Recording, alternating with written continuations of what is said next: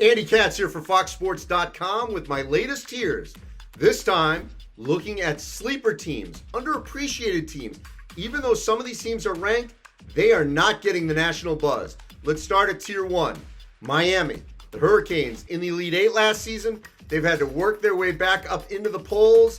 Played well, knocked off Virginia. 2, TCU. Yes, there was some preseason buzz, kind of faded, but the Horned Frogs are a legit threat near the top of the Big 12. 3, New Mexico. Rich Pitino's done an outstanding job, goes undefeated in the non-conference, and there's no question New Mexico may be the team to beat in the Mountain West.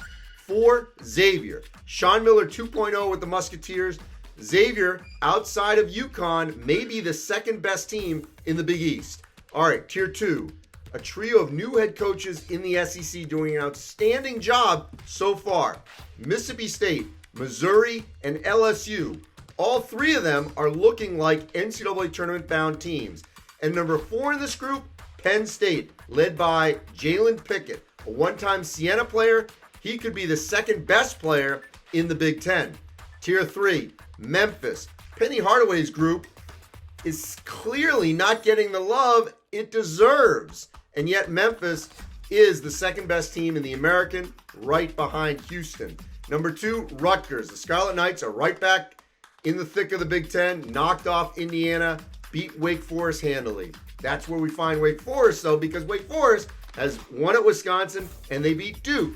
And at 4, Providence. It just took some time for the Friars to get together, mend itself, mold itself. They've already knocked off Marquette in a double overtime thriller. They're going to be in the middle to the upper tier of the Big East, competing for a bid.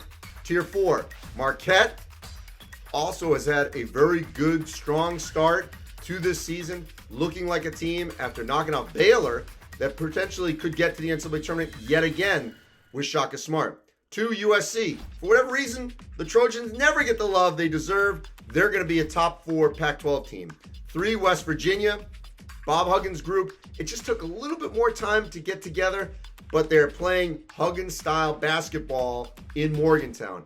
And lastly, San Francisco. Chris Gerlofson, in his first year as a head coach, taking this job as an assistant, moving up. There's no question. There were some questions with this group, but Khalil Shabazz has performed well, and they had a great win over Arizona State at home. San Francisco is going to be in that top 3 in the WCC.